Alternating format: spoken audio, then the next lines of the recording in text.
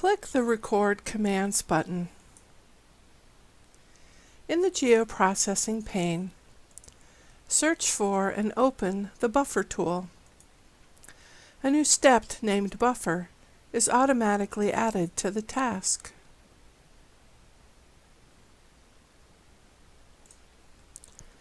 Select Sales 15A Streams for the input features. Enter Stream Buffers